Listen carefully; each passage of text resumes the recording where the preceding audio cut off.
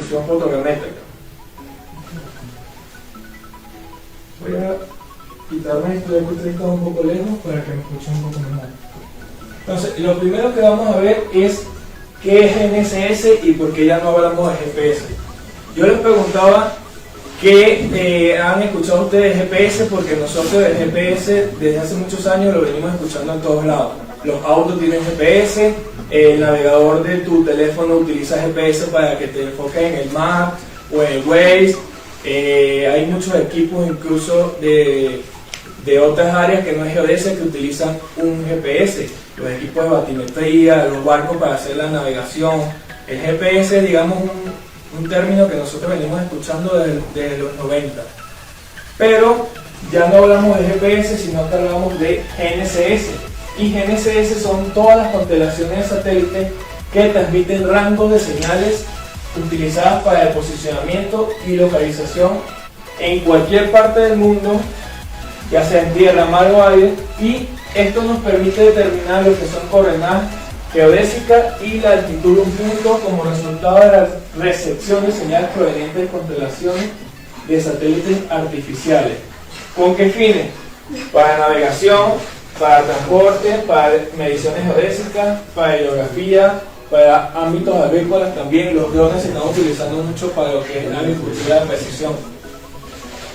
Un poco esto, digamos, desglosarlo un poco. Constelaciones, porque estamos hablando de un gran número de satélites que están puestos en órbita.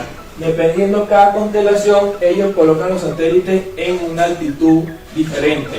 Y estos generalmente son satélites geoestacionarios. ¿Qué señales nos transmiten ellos a partir de códigos y frecuencias? Lo que nos transmiten los satélites son pseudorangos o pseudodistancias, que vamos a ver más adelante cómo es que nosotros determinamos ese pseudorango. Y como aquí dice, nosotros lo podemos tomar esa medición en cualquier parte del mundo, lo podemos hacer con gran exactitud las 24 horas del día y en todas las condiciones climatológicas. Para nosotros poder tener posición y tiempo, nosotros necesitamos tener como mínimo 4 satélites. Hace 10, 15 años tener 4 satélites en el sitio donde tú estabas haciendo la observación era bastante complicado. Pero ahora, con la cantidad de satélites que ustedes ven que tiene cada una de las plataformas, es muy sencillo salir, colocar el GNSS y que él te capte 20, 25, 30 o hasta 40 satélites.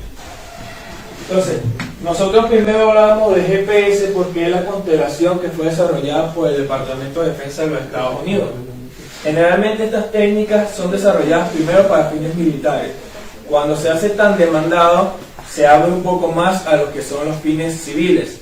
Igual pasa con la frecuencia.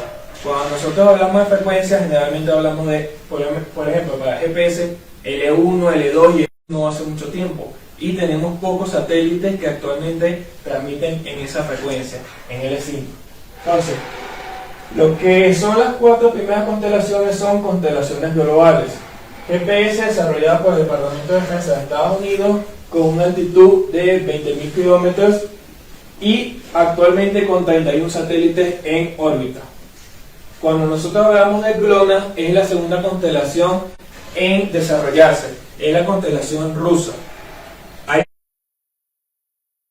Hay muchos navegadores o incluso GNSS que actualmente solo pueden medir GPS y GLONASS, solo captan señales de estos satélites. ¿Cuál es la facilidad, por ejemplo, de los equipos que ustedes compraron de CHC? Todos los equipos de CHC, sea el de más bajo costo o el de más alto costo, todos tienen liberadas las 4 constelaciones globales. No es necesario que ustedes paguen un backup o paguen un update o algo adicional para que lo puedan obtener. Por ejemplo, les digo el caso de los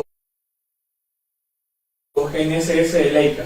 Los GNSS de Leica, el GS16, GS18, viene con estas 2 constelaciones.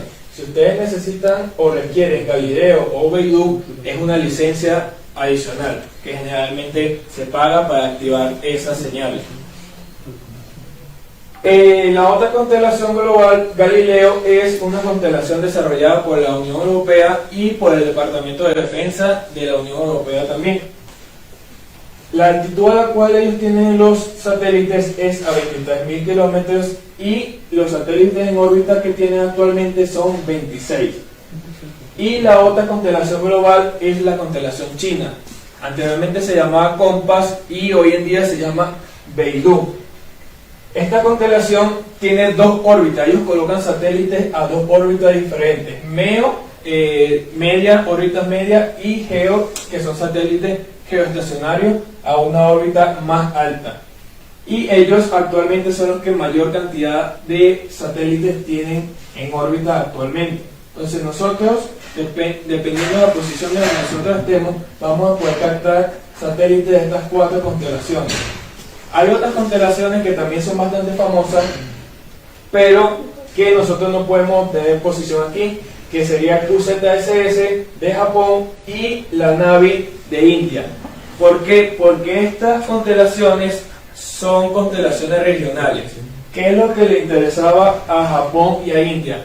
Que los satélites no estuvieran orbitando por la Tierra en todo momento, sino que ellos cubrieran su región, su territorio, la mayor cantidad de tiempo posible en un día. Entonces ellos hacen una especie de 8, la órbita de esos satélites hace una especie de 8, en donde la parte más grande, digamos del 8, la parte de abajo, está encima de su territorio. A ellos no les interesa que la señal sea global. Estos equipos que nosotros tenemos, si los llevamos a Japón o los llevamos a la India, pueden captar esas señales, pero nosotros en estas latitudes no vamos a poder captar ninguna de esas dos señales. Ni en ningún país de Latinoamérica podemos tener esa opción. Nosotros vamos a trabajar en este caso con estas cuatro constelaciones, que son las constelaciones globales. ¿Y cómo funciona los GNSS? Cuando decimos GNSS son esas constelaciones que vimos, pero cada una de esas constelaciones tiene un segmento espacial, un segmento de control y un segmento usuario que generalmente es el mismo. El segmento espacial son todos los satélites que están en el espacio y que nos envían las señales a Tierra para que nosotros podamos medir. El segmento de control es un poco más complicado porque ellos tienen diferentes niveles de torres de control o de estaciones de control en Tierra. Tienen la máster, tienen la que le envía correcciones a los satélites, tienen estaciones base también. Entonces, este segmento de control es el que se encarga del mantenimiento de las órbitas de todos los satélites, calcular los diferentes tipos de efemérides y los productos que nosotros utilizamos. Cuando nosotros decimos efemérides, nosotros salimos a campo, colocamos el receptor y si lo colocamos en modo estático, él nos va a dar dos archivos. O nos puede dar más archivos, pero del mismo. De observación nos va a dar un archivo generalmente en formato RINEX, que es un formato de intercambio más global que utilizan todas las marcas, y un archivo de navegación. Dependiendo de la versión de RINEX que nosotros utilicemos, si utilizamos la 2.11, que es la que utilizan las estaciones permanentes del instituto, las estaciones permanentes del instituto actualmente solamente captan estas dos señales, GPS y GLONASS. Entonces cuando nosotros vamos a hacer una certificación de puntos geodésicos, nosotros vamos a tener que trabajar solamente con las señales GPS y GLONASS que captamos con nuestros satélites. ¿Por qué? Porque nosotros no vamos a tener simultaneidad con Beidou y Galileo, porque esas estaciones permanentes no miden en esas constelaciones. Digamos, son receptores que se colocaban hace mucho más tiempo y en ese tiempo no había la opción de captar Galileo y Beidou. Entonces nosotros vamos a tener dos formatos de RINEX. Eso lo vamos a ver más adelante, pero para una breve introducción, el 2.11, que es el que utiliza el Instituto Geográfico Nacional, tiene un archivo de observación y uno de navegación. En cambio, el 3.02 tiene uno de observación, pero tiene uno de navegación por cada constelación global. Es decir, me va a dar uno de navegación para GPS, uno para GLONASS, uno para Galileo y uno para Beidou. Esa es la principal diferencia. Pero tanto con un formato como con el otro, igual yo voy a tener todas las observaciones. Entonces, el segmento de usuario lo conformamos nosotros, todas las personas o todos los entes que utilizamos la señal proveniente de los satélites que son corregidas por las estaciones base en tierra. Estos segmentos son diferenciados para cada uno, es decir, GPS tiene estos tres segmentos, GLONASS también tiene sus propios segmentos, Galileo tiene los suyos y Beidou tiene los suyos. Entonces vamos a ver qué es lo que nosotros medimos con las observaciones desde los satélites captadas por nuestro receptor. Nosotros lo que medimos son pseudorangos o también conocidas como pseudodistancias, que pueden ser interpretadas como vectores entre el equipo receptor, en este caso nuestro i90 Pro, y los satélites que emiten las señales en fase de portadoras y en código. ¿Cuál es la principal diferencia, por ejemplo, de un GNSS diferencial y un navegador? El navegador nosotros solamente vamos a obtener mediciones de pseudorango en códigos, por eso es que es menos preciso, y nosotros hablamos que un navegador, por ejemplo Garmin, tiene una precisión entre 5 y 7 metros. En cambio, cuando nosotros hablamos de GNSS diferenciales, nosotros generalmente las portadoras son las que más precisión nos van a dar, mayor precisión. ¿Y por qué nosotros le llamamos a estos pseudorangos? Porque es una medida de distancia que aún no ha sido corregida de los errores de sincronización entre el reloj del satélite y los relojes del receptor, y se expresa en el tiempo de propagación aparente desde el satélite a la antena del receptor. Este pseudorango o pseudodistancia, cuando nosotros ya determinamos cuál es el tiempo de propagación, nosotros lo vamos a multiplicar por la velocidad de la luz, o mejor dicho, el mismo software de campo de nuestro GPS diferencial es el que hace este proceso de multiplicar por la velocidad de la luz. Nosotros esta medición no la tenemos que hacer de forma manual. Entonces, generalmente este es un gráfico de la pseudodistancia, la señal proveniente de los satélites, y los satélites tienen reloj mucho más precisos que nuestros receptores. ¿Por qué? Porque los equipos que se le colocan a los satélites generalmente son de mucha precisión, pero también de mucho costo, y son equipos más grandes. En cambio, nuestros receptores GNSS son antenas mucho más pequeñas. ¿Cuáles son?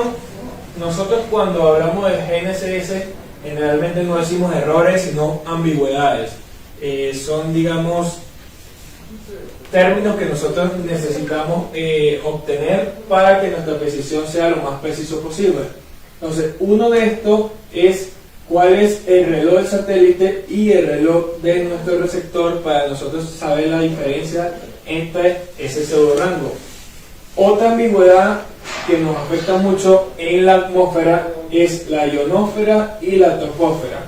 Estas dos capas de atmósfera son las que más nos afectan, porque cuando la señal pasa por ahí puede ser reflectada, lo que hace que el viaje no sea continuo como vemos en la imagen, sino que exista un pico y el tiempo de propagación va a ser diferente. Otro factor que también influye mucho en las mediciones GNSS es lo que es el multipath o multitrayectoria. Cuando nosotros tenemos un GNSS diferencial cerca de un edificio muy grande o cerca de superficies refractantes, por ejemplo el agua, generalmente los satélites de órbita baja, la señal que envían primero rebota en esa superficie y después rebota en el satélite. Es decir, cuando nosotros captamos el tiempo de propagación de la señal, no es el tiempo desde los satélites, porque ya ha rebotado en otra superficie. Eso es lo que se le llama multipath y o multitrayectoria. ¿Cómo se corrige eso?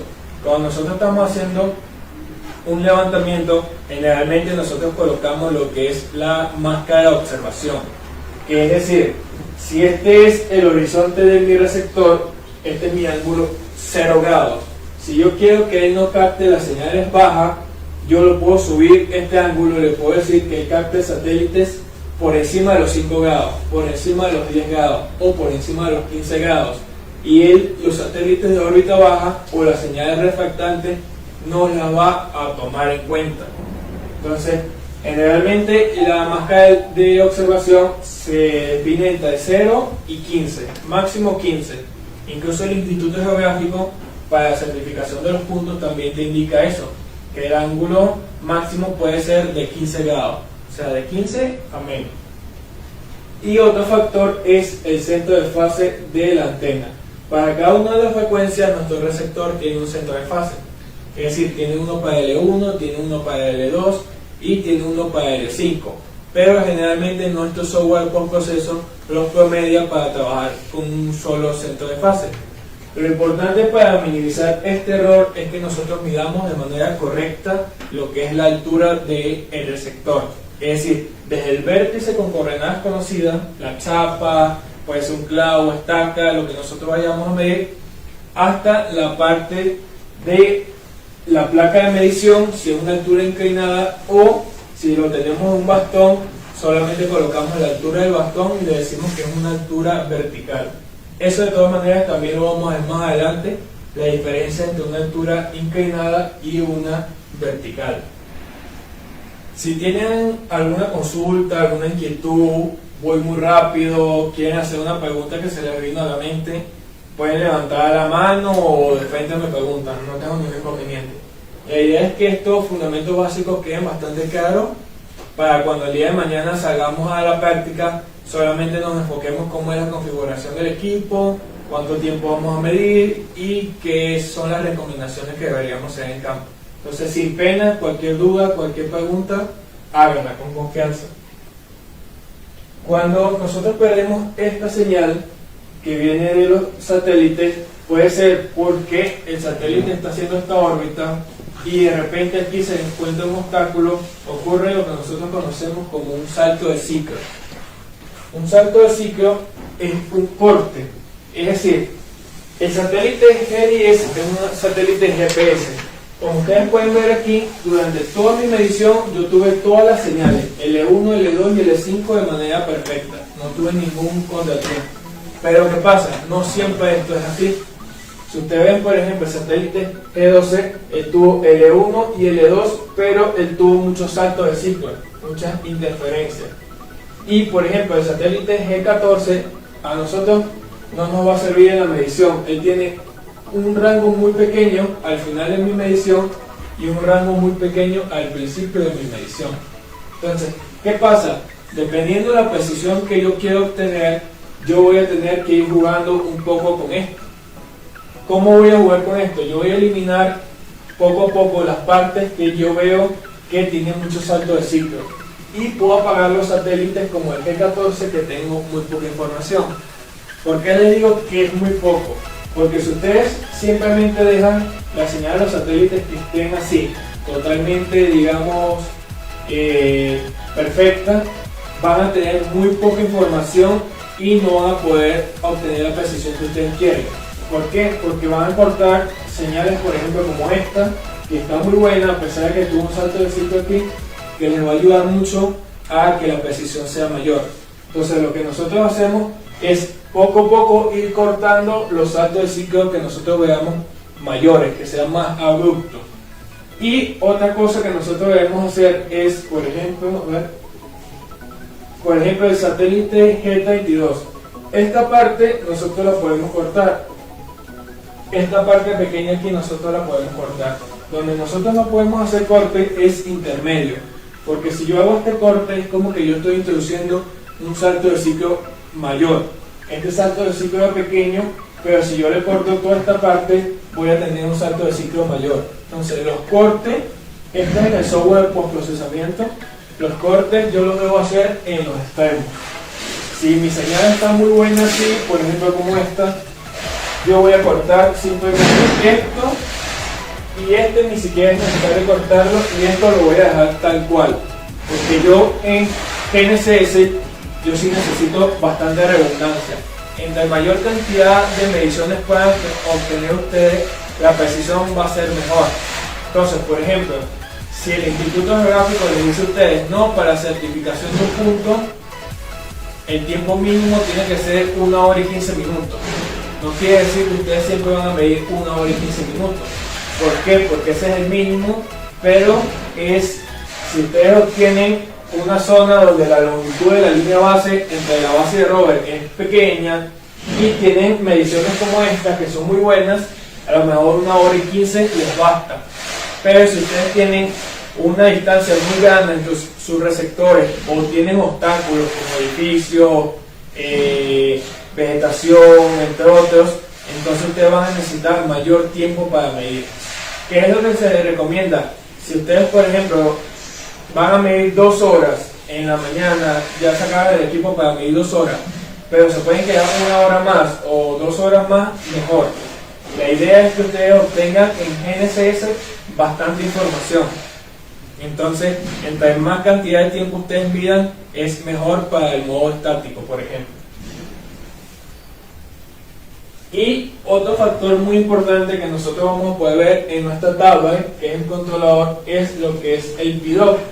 El PIDOC no es más que la descripción del efecto de la geometría satelital en los cálculos de tiempo y posición. Para verlo de manera más gráfica, el PIDOC es la geometría de los satélites con respecto al punto donde nosotros estamos midiendo. Es decir, si yo tengo, por ejemplo, como esta imagen, aquí está mi receptor y yo tengo señal de los satélites a la izquierda, a la derecha y arriba, yo hablo que tengo un buen PIDOC.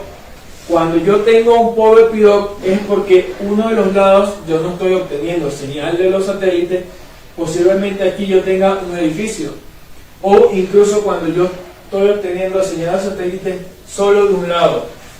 Si aquí tenemos un edificio, aquí también podemos tener una gran cantidad de vegetación, lo que nos está permitiendo solo obtener señal de estos satélites. Entonces, estamos hablando de un PIDOC pobre. Como yo les digo, depende de la cantidad de satélites que ustedes estén captando, el mismo controlador, la tablet, le va a decir el nivel del PIDOC. El PIDOC es un factor, es decir, no tiene unidades. Entre más se acerque a 1, mejor va a ser. Cuando nosotros hablamos de valores considerados buenos, son valores pequeños, 1, 2, 3, 4. Y cuando los valores son mayores que 6 o 7, se consideran pobres. ¿Por qué? Seguramente estamos captando pocos satélites, o los satélites que estamos captando los estamos captando con muchas obstrucciones. Entonces, siempre es importante que ustedes verifiquen este valor de PIDOC en el mismo controlador, que él les va diciendo cuánto es la cantidad de PIDOC que tienen. Si tienen valores bajos, digamos de 1 a 4, ustedes saben que no van a tener inconvenientes. Pero si tienen valores muy bajos, de 6, 7, 8, puede ser que tengan que considerar cambiar el punto de medición o tengan que hacer muchas más horas de levantamiento para poder obtener una precisión esperada. Otra información muy importante que me gustaría que ustedes se lleven es qué tipo de coordenadas nosotros medimos nativamente con los satélites GNSS.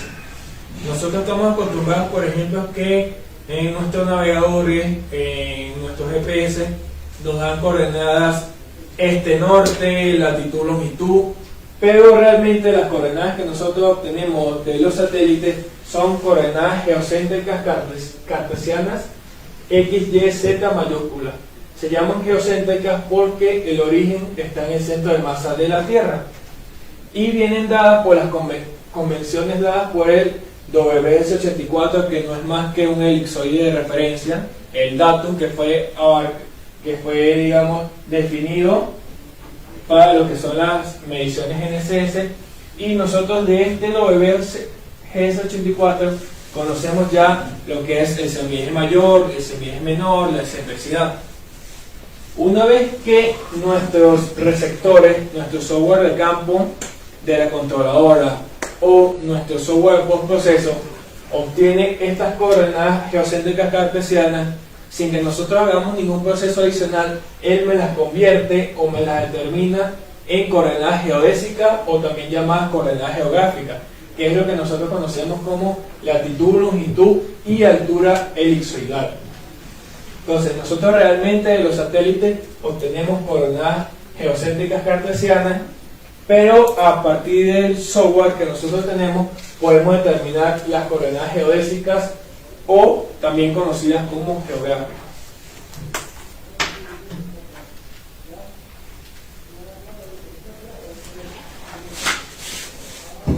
A partir de estas coordenadas, latitud, longitud y altura elipsoidal, nosotros podemos determinar coordenadas en todas las proyecciones cartográficas existentes.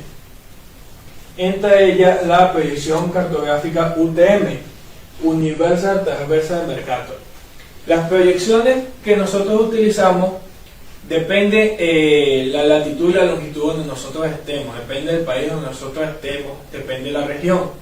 ¿Por qué? Porque la proyección es llevar unas medidas reales, unas coordenadas geodésicas o geográficas a una proyección determinada, en donde unos valores nos pueden dar mejor en un sitio y otros no. Para Bolivia, Chile, Perú, entre otros países se utiliza lo que es la Universal Transversal Mercator. Pero hay otros países como Colombia y Argentina que utilizan la Gauss-Kruger. Hay países que están cerca de los polos que utilizan las proyecciones azimutales. ¿Por qué este cambio de una a otra? Porque dependiendo de la región donde estén estos países, una proyección va a ser mejor o peor. Entonces, no todos los países pueden trabajar con la proyección UTM porque no les va a dar buenos resultados proyectar esas coordenadas. Las proyecciones cartográficas generalmente, como su nombre lo dice, nosotros utilizamos para fines cartográficos. Y el sistema GNSS maneja todos sus productos en coordenadas cartesianas geocéntricas basadas en el elipsoide de revolución, el WRS-84, y por ende solo es posible medir directamente con GNSS alturas elipsoidales que representan una altura de tipo geométrico. Ese es otro factor importante que ustedes tienen que tener en cuenta. Cuando nosotros medimos con GNSS, nosotros podemos obtener dos tipos de altura. La altura que él capta directamente de los satélites es lo que se conoce como altura elipsoidal. Es una altura matemática referido a ese elipsoide de revolución. Es decir, que puede ser que yo aquí en Andahuaylas tenga una altura específica en altura elipsoidal, pero en altura ortométrica va a ser diferente. Una altura ortométrica es una altura física. Entonces, generalmente cuando nosotros trabajamos con proyectos de ingeniería, a nosotros nos van a pedir alturas físicas para que ellos puedan trabajar con esas diferentes alturas. Entonces, nosotros en ese caso, lo que tenemos que hacer simplemente es cargarle a nuestro proyecto un modelo geoidal. Los modelos geoidales son modelos que se determinan con mucha precisión a partir de variaciones de la medición de variación de la gravedad, con también mediciones GNSS, con nivelación, entre otras mediciones. Una vez que se obtienen esos modelos globales, hay diferentes instituciones o empresas que lo adaptan a los países.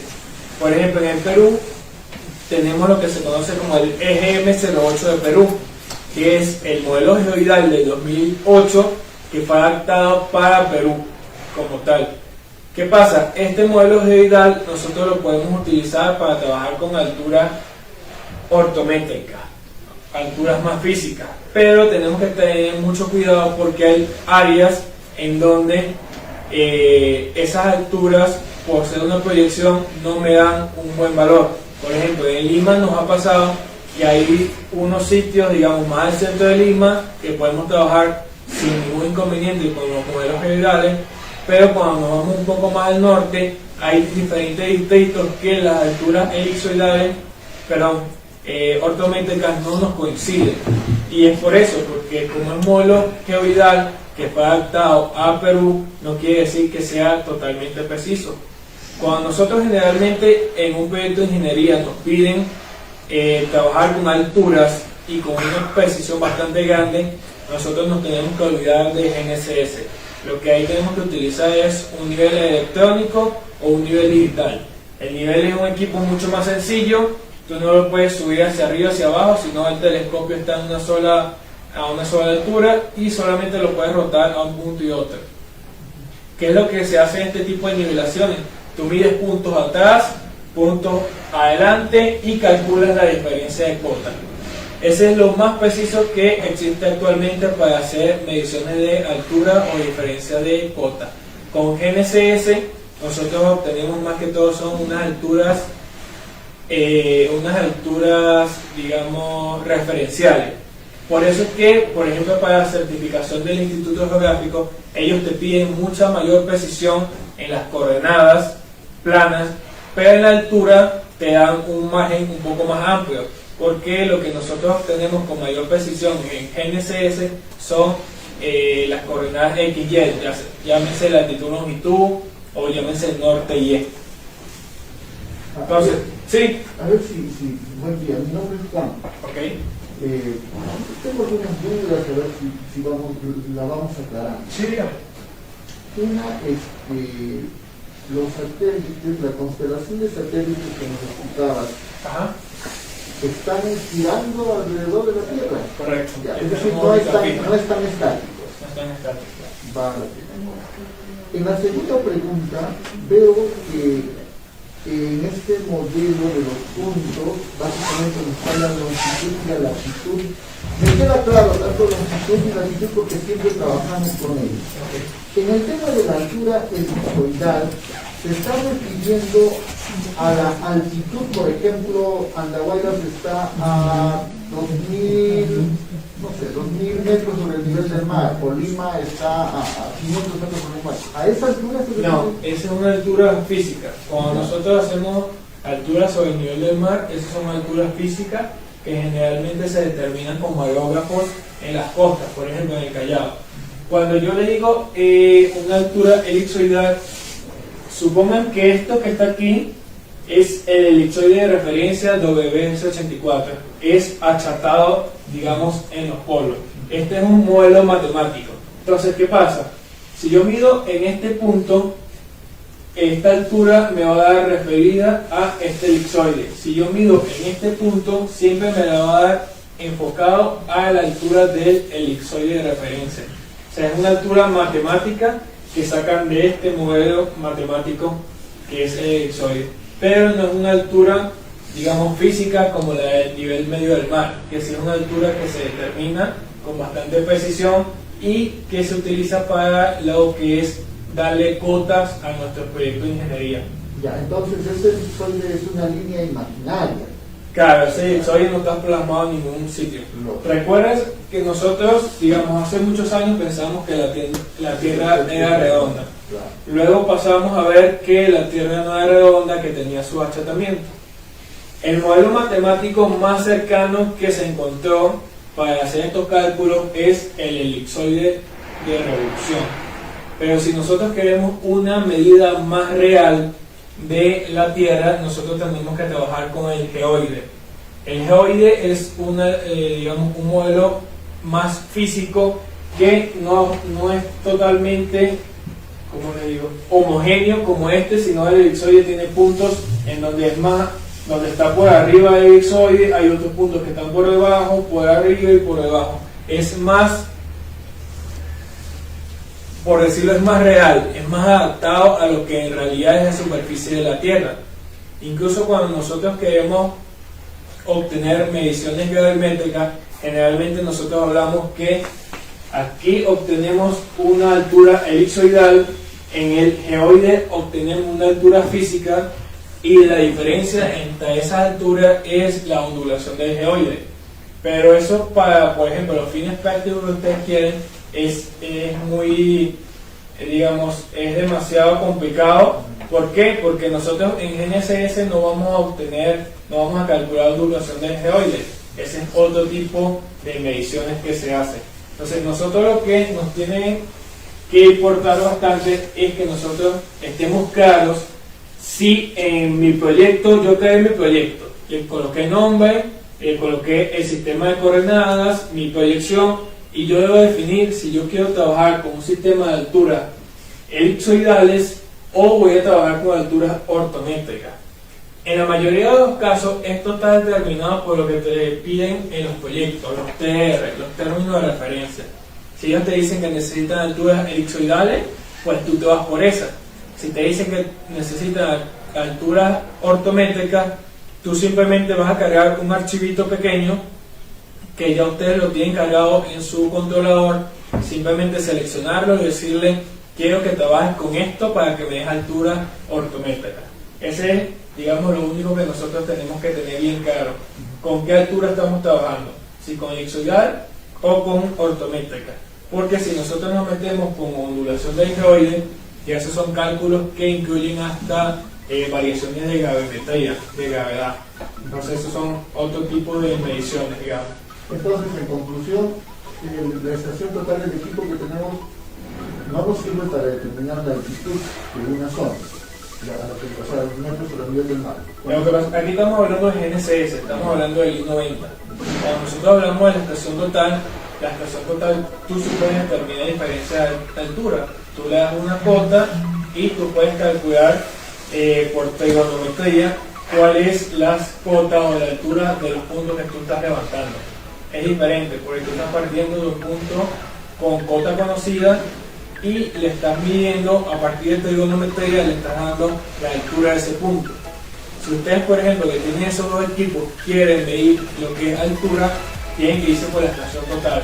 Se olvidan del GNSS. El GNSS les va a ayudar para partir del punto con coordenadas conocidas donde ustedes van a colocar la estación. Generalmente, ¿qué se hace en los proyectos grandes de ingeniería? Yo coloco puntos con coordenadas conocidas con mi GNSS que me van a servir como poligonal para mi estación total. Entonces mi estación total yo la voy a posicionar en esos puntos y voy a empezar a levantar detalles, a medir puntos. Yo medí los vértices de esta pizarra, medí las esquinas, medí la silla, los postas, la vereda, vegetación, todo lo que a mí me concierne. Y luego yo paso la estación total a otro punto con coordenadas conocidas y empiezo a levantar los puntos que desde la estación total anterior no se veían, pero en este punto ahora sí lo veo. Entonces, digamos, el GNSS y la estación total tienen diferentes aplicaciones. La estación total es un equipo que tiene mucho más tiempo. Viene primero el teodolito y el teodolito encontramos lo que es la estación total, pero la estación total es un equipo que complementa a las otras técnicas. El GNSS y los drones para fotogrametría no pueden sustituir lo que es la estación total. ¿Por qué? Por ejemplo, en sitios como estos, si yo quiero colocar aquí una estación total o un escáner láser para levantar los puntos de la oficina, yo no tengo ningún inconveniente, yo lo puedo hacer. En cambio, si yo coloco el GNSS aquí, no les va a dar nada, porque no va a poder obtener la señal de los satélites. Si yo intento medir con el dron, hacer un levantamiento por arriba, él lo que va a tomar es la parte más superficial del edificio. Entonces, hay aplicaciones donde la estación total sí o sí hay que utilizarla y no puede ser sustituida por otra técnica. Otro caso, en las minas, en los túneles, en esa, digamos, en esas superficies no se pueden trabajar con GNSS, no pueden captar la señal de los satélites debajo de un túnel o en una mina subterránea. Entonces sí o sí hay que seguir trabajando con la estación total. ¿Cuál es la ventaja de la estación total? Que no se ha quedado atrasada en lo que es el teodolito, sino que las estaciones totales siguen avanzando. Ustedes tienen, por ejemplo, el caso de la MS-60.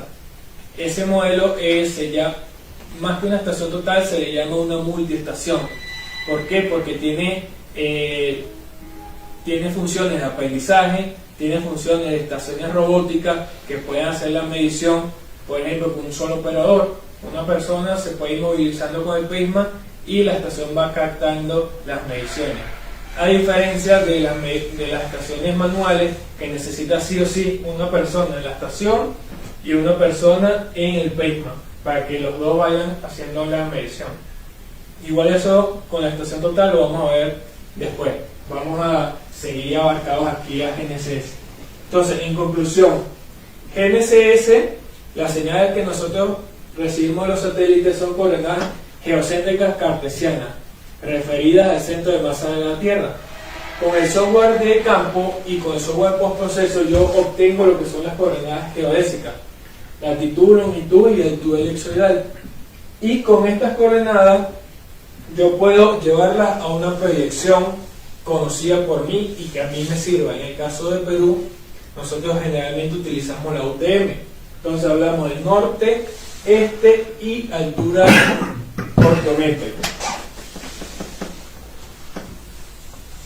¿Cuál es el procedimiento de medición cuando nosotros hablamos de los diferenciales? Se determina la posición de un punto, este punto que nosotros vemos aquí, que se le conoce generalmente como rover o móvil, con respecto a un vértice con coordenadas conocidas donde colocamos la base. Generalmente en GNSS nosotros tenemos como mínimo dos equipos. La base es la misma antena, solamente que se le llama base. ¿Por qué? Porque esta es donde nosotros vamos a colocar con coordenadas conocidas. Vamos a partir de un punto, de una chapa, de un vértice que tenga coordenadas conocidas para darle coordenadas al rover. Y generalmente la base también tiene la opción de que nosotros le coloquemos un radio externo. ¿Para qué? Para aumentar la frecuencia de la cual va a llegar las correcciones de la base al rover. Cuando nosotros estamos midiendo, por ejemplo, en modo RTK, la base permanentemente le está transmitiendo correcciones al rover. Si yo estoy trabajando con el radio interno, la distancia va a ser menor. Si yo trabajo con el radio externo, yo voy a poder aumentar la distancia de mi rover a la base y puedo seguir obteniendo solución fija, que es la precisión que yo le indiqué a mi receptor. Entonces, en este gráfico lo que nosotros vemos es que ambos receptores están captando señales de los satélites. Si ustedes se dan cuenta, están captando señales de los mismos satélites. Y luego en postproceso, yo lo que voy a hacer es que yo le voy a colocar las coordenadas precisas de esta base, esta chapa que generalmente yo la tengo de un proyecto de ingeniería que me dio una consultora o una empresa de proyectos de ingeniería, o en muchos casos el Instituto Geográfico. Tienen chapas donde esta coordenada se conoce con bastante precisión, y a partir de aquí yo voy a conocer la coordenada de todos mis rovers. Yo puedo tener uno o más rovers. ¿Cuál es el fundamento principal cuando yo estoy midiendo en modo estático? Que ambos equipos tienen que estar midiendo de manera simultánea. Para que yo pueda procesar esta data, tanto la base como el rover tienen que tener un cierto tiempo de medición de manera simultánea. Eso lo vamos a ver aquí. Aquí ya estamos viendo cómo configuro la base y el rover en modo estático. Cuando yo voy a medir en modo estático, yo quiero obtener la máxima precisión posible. Es decir, cuando yo comienzo un proyecto de ingeniería con GNSS, lo primero que yo hago es una medición estática. ¿Para qué? Para partir de un vértice con coordenadas conocidas, yo le voy a dar coordenadas precisas a otros vértices. Cuando yo ya tengo las coordenadas de estos vértices, yo ya voy a empezar a levantar lo que es detalle, lo que es la mayor producción. Eso nosotros lo hacemos en RTK. En RTK generalmente nosotros medimos en tiempo real, es decir, las coordenadas las estamos obteniendo en el momento, las puedo ver en mi controlador. En cambio, en el modo estático, estas coordenadas yo las voy a ver luego de hacer un postproceso. En un software de postproceso, yo introduzco la data cruda de esta coordenada, y hago un procesamiento para obtener los puntos donde están los rovers con bastante precisión. El modo estático es el que mayor precisión nos va a dar a nosotros en los proyectos. Por eso es que nosotros en un proyecto no podemos pretender ir a hacer RTK primero y después hacer posicionamiento estático. ¿Por qué? Porque el estático es el que nos va a dar los vértices, las coordenadas con bastante precisión. Una vez que yo tengo estas coordenadas con precisión, yo ahí sí puedo medir en tiempo real una gran cantidad de detalles. Entonces, ¿cómo miden mis equipos en modo estático? Mi base está en un punto con coordenadas conocidas, mi rover está en un punto con coordenadas conocidas. Ambos equipos están fijos. En la medida de lo posible, ambos tienen que estar en un trípode, un tripodín o un bípode. ¿Por qué? Porque tienen que estar nivelados.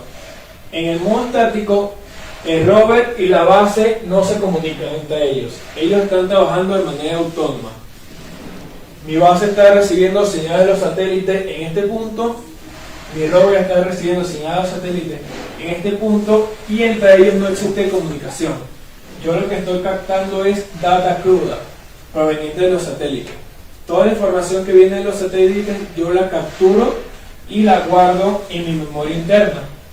tengo dos formas de guardarla: en formato RINEX, que es un formato de intercambio global que tienen varias, la mayoría de las marcas fabricantes, o tengo la opción también de almacenarlo en un formato interno del equipo, pero lo más recomendado siempre es trabajar con el formato RINEX. Entonces eso es lo primero que yo configuro. ¿Cuál es el formato de grabación? No sé, como les comentaba anteriormente, 3.02, la diferencia es que van a obtener un archivo de navegación por cada constelación, y el RINEX 2.11 lo que ustedes van a obtener es un archivo de observación y uno de navegación, solamente dos. Yo le voy a decir a mi equipo cuál es el intervalo de registro, cada cuánto tiempo o cada cuántas épocas yo quiero que él reciba señales de los satélites. Entonces vamos a ver aquí un pequeño cuadro de Excel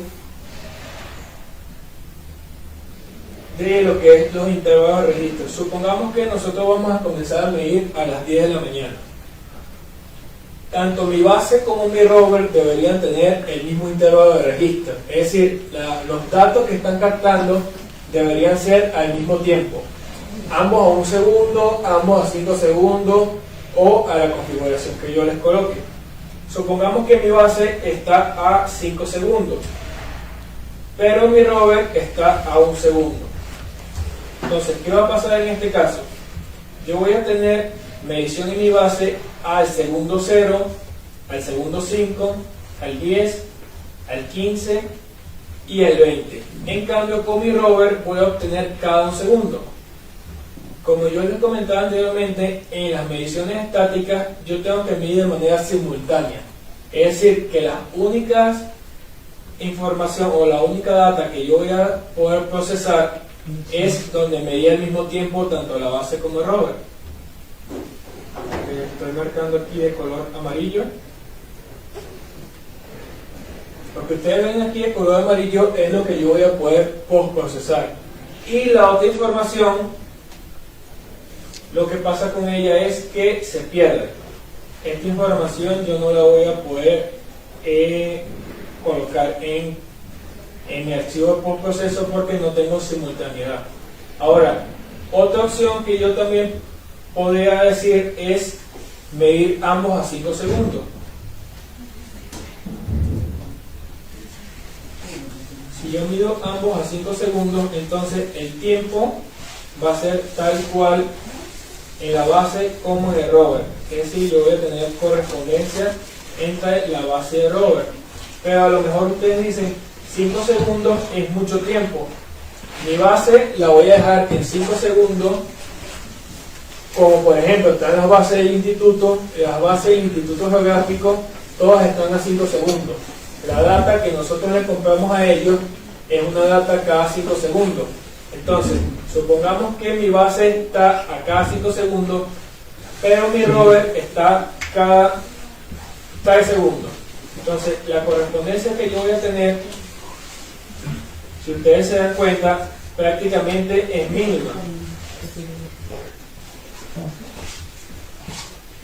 Yo voy a tener en este caso correspondencia al segundo 0 y al segundo 15.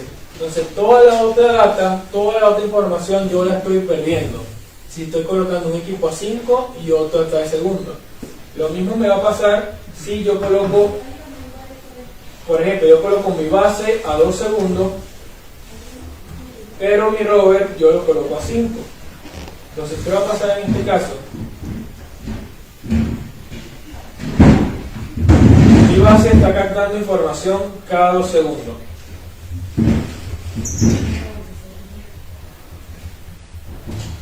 Pero mi rover está captando información cada 5 segundos.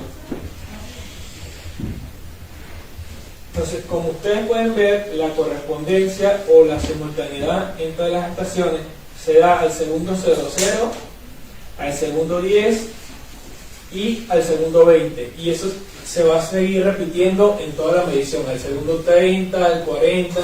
Entonces, si yo voy a medir de esta manera, yo voy a necesitar medir mucho más tiempo para obtener información que me permita obtener una precisión importante. Por eso lo recomendado es que tanto en la base como en el rover midan en el mismo intervalo de registro. ¿Cuáles son los recomendados? Como la base del instituto está a 5 segundos, ustedes pueden trabajar ambos en 5 segundos, o incluso pueden trabajar su rover a 1 segundo, que no va a pasar nada. Va a haber información que se va a perder.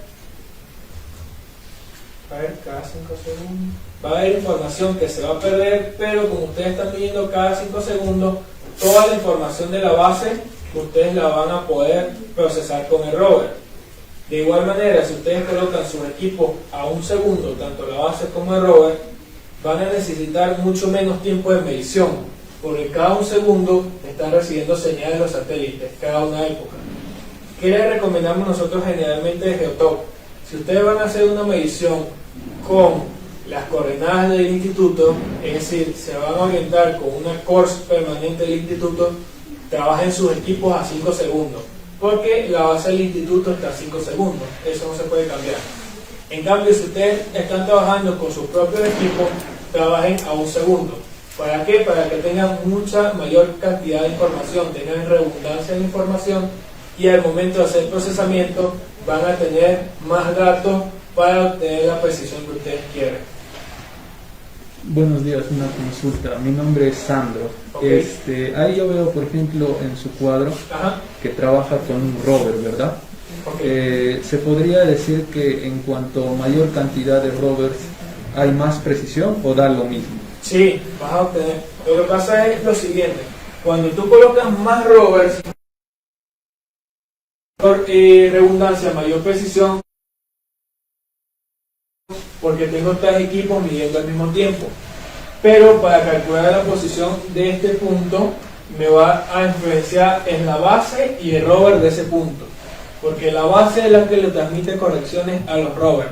Yo puedo tener 5, 8, 10, 15, 20 rovers, lo que ustedes deseen. Lo importante es que tanto en la base como en cada uno de los rovers tengan los mismos parámetros. En todos los rovers, yo en todos voy a poder trabajar sin inconveniente. La idea es que tengan los mismos parámetros tanto en la base como en el rover. Para el intervalo de registro, como les comenté, a 1 segundo ambos equipos o a 5 segundos. Pero también hay otro factor muy importante, que es el inicio y el final del tiempo de observación. Supongamos que nosotros el día de mañana vamos a comenzar a medir a las 9 de la mañana, pero la base que nosotros tenemos, el punto con coordenadas conocidas donde vamos a colocar la base, está aquí dentro de la universidad. Quiere decir que a las 9 de la mañana yo ya puedo colocar mi base, pero mi rover no está aquí, sino que mi rover está, supongamos, en la plaza de armas, supongamos. Entonces, mientras tomamos el carro, nos bajamos, encendimos el equipo, lo configuramos, yo encendí mi rover en la plaza de armas a las 9:30. Entonces, supongamos que yo estoy en la base, Lorenzo, y el ingeniero Julio está en el rover. Entonces, a nosotros, nuestro jefe nos dijo que necesitábamos medir 4 horas. La indicación era que nosotros necesitábamos medir 4 horas en modo estático. Entonces, ¿qué hizo Lorenzo? Lorenzo llegó a las 9, sumó 10, 11, 12, 1, y a la 1 de la tarde él apagó su base. ¿Y el ingeniero Julio qué hizo? Bueno, yo llegué a las 9:30, 10:30, 11:30, 12:30, 1:30. Él apagó su equipo a la 1:30. ¿Qué pasa? Donde nosotros realmente estamos teniendo correspondencia o simultaneidad es desde las 9:30 hasta la 1 de la tarde, porque de 9 a 9:30 el rover todavía no estaba encendido, y yo cometí el error que yo apagué mi base primero y el rover siguió midiendo una media hora más. Entonces, ¿qué pasa? Si nuestro jefe nos dijo que teníamos que medir 4 horas, aquí nosotros le estamos quitando 1 hora, porque aquí yo le quitó media hora al ingeniero Julio, y aquí yo apagué el equipo antes y le quité media hora también. ¿Qué es lo adecuado hacer en estos casos? Yo estoy en la base, yo estoy más cerca, entonces yo me comunico por radio, por teléfono o el medio que sea, con el ingeniero Julio, le digo, ya la base está lista, me avisa cuando la encienda. Él me dice, está bien, dame 5 minutos. Entonces él llega al punto, supongamos a las 9:25, y se demora 5 minutos en encender y configurar el equipo. Él me avisó cuando llegó y yo coloqué en mi equipo a las 9:25 y él lo colocó a las 9:30. El rango de tiempo es mínimo entre uno y otro. Y lo más importante aquí es que si nos dicen 4 horas, yo no voy a apagar el equipo a la 1 de la tarde, porque yo tengo que sumar esas 4 horas de manera simultánea. Es decir, desde las 9:30 yo voy a sumar 10:30, 11:30, 12:30 y 1:30. Y a la 1:30 es que recién yo voy a apagar tanto mi base como mi rover. Entonces aquí yo sí tengo mis 4 horas que nos pidió el supervisor. Porque comencé a medir, pongamos equipo a las 9:30 y ambos equipos los apagamos a la 1:30. Entonces en este caso ustedes tienen que tener mucha comunicación entre ustedes, entre el personal que esté en la base y el que esté en el rover. ¿Por qué? Para que ustedes logren medir la cantidad de tiempo que les indicaron. Yo en este caso coloqué 4 horas. Puede ser 1 hora y media, puede ser 2 horas, puede ser 8 horas, dependiendo de la precisión que ustedes quieran alcanzar y qué tantas instrucciones tengan ustedes en sus líneas base. Lo que yo quiero que quede bien claro es que en mi planilla de campo yo voy a colocar un inicio de observación y un final de observación en horas. Entonces, tanto la base como el rover tienen que estar viendo de manera simultánea la cantidad de horas que yo quiero determinar. Por ejemplo, si el instituto me dice que es 1 hora y 15 mínimo y yo estoy en el altiplano, que no tengo árboles, no tengo nada alrededor, mi base y mi rover están, no sé, a 20 kilómetros, supongamos, están cerca, yo puedo medir esa hora y cuarto, pero siempre contando el inicio de observación a la misma hora. Yo puedo encender el equipo un poco antes, no hay ningún inconveniente. Lo que va a pasar es que el equipo va a ir perdiendo batería mientras instalan los rovers. Lo que sí yo no debo hacer es apagar el equipo antes, porque yo dije, yo ya medí mi hora y 15, no me importa el que estuvo en el rover si midió o no midió, yo ya cumplí con mi trabajo. No es así, porque en el modo estático la base y el rover tienen que estar midiendo de manera simultánea. Si ustedes, supongamos, midieron en la base de las 8 de la mañana hasta las 10 de la mañana, 2 horas, pero en el rover midieron de las 9 de la mañana a las 11, ustedes solo van a tener 1 hora para procesar. ¿Por qué? Porque de 9 a 10 fue que coincidieron las mediciones de manera simultánea. Ese es el único tiempo que ustedes van a poder hacer el procesamiento. Por eso es lo importante de que ustedes tengan esto bien claro y que se comuniquen. Tanto la hora de observación y final como los intervalos de registro. Cada cuántos segundos quieren captar esa información. De todas maneras, en la práctica se ve esto mucho más fácil. Cuando hagamos mañana la práctica, se ve esto de manera mucho más sencilla. ¿Me ibas a decir algo? Sí. Entonces, cuando tú te refieres al instituto, ¿es Instituto Geográfico, Geofísico? Instituto Geográfico Nacional. Ya, entonces, ese Instituto Geográfico Nacional es que garantiza la posición exacta de la base. Pasa lo siguiente. El Instituto Geográfico tiene varios vértices. Tiene vértices de orden 0, de orden A, de orden B, de orden C, dependiendo de la precisión. Los de orden 0 es una densificación de siglas, que es, digamos, toda la red sudamericana de estaciones de monitoreo permanente. Es la más precisa. Luego de eso, ellos tienen estaciones permanentes que tienen orden A o orden B, dependiendo de la precisión. Y luego tienen sus chapas, que generalmente la encontramos en las municipalidades cerca o en la plaza, en puntos específicos, que son los que son de orden C. Yo cuando voy a hacer una medición para certificar con el instituto, hay dos cosas. Yo le tengo que comprar al instituto la data de la estación de monitoreo permanente más cercana que yo tenga. Por ejemplo, si en Andahuayla, supongamos que en la municipalidad hay una estación permanente, esa es la que yo le tengo que comprar. ¿Por qué? Porque el instituto garantiza ellos dicen que cada 100 kilómetros en línea recta hay una estación de monitoreo permanente en el país, en el Perú. Entonces yo me tengo que posicionar con la que esté más cerca a esa estación de monitoreo permanente para yo poder hacer mis mediciones, para poder arrastrar esa información. Hay otra data que también te vende el instituto, que es una planilla de campo que te dice las coordenadas de los vértices de las chapas que nosotros encontramos en campo. Entonces te dice las coordenadas cartesianas, te dice las coordenadas geodésicas y te dice las coordenadas UTM, dependiendo de la zona donde nosotros estemos trabajando. En el Perú generalmente se trabajan con la zona 17, 18 o 19 UTM. Siempre sur porque nosotros estamos del Ecuador hacia el hemisferio sur. Entonces, eso es importante que ustedes lo tengan en cuenta. La estación que nosotros tenemos va a tener que tener una información de fotográfico, ¿no es cierto? Sí, generalmente ¿Eso tiene un costo? Sí, para certificar puntos, sí o sí yo tengo que comprar en la base del instituto esa data de la estación más cerca. Ahora, hay otra opción.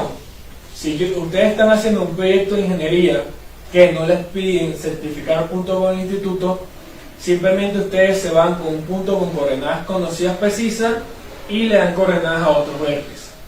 Pero la realidad es que la mayoría de los proyectos que se hacen actualmente en el Perú piden la certificación de un punto con coordenadas conocidas del instituto. ¿Y cuánto cuesta eso? Lo que pasa es que hay dos etapas. Creo que la adquisición de la data, la planilla de campo con las coordenadas más la información de la estación permanente, ellos envían un archivo RINEX de 24 horas. Creo que eso está en 300 soles. ¿Anual, mensual o es por punto? Por punto. Y certificar ese punto son 300 soles más, si no me equivoco, por ahí. ¿Qué pasa? Para certificar ese punto no es que yo dije, yo tengo un punto frente a mi casa y yo le coloco Lorenzo 001.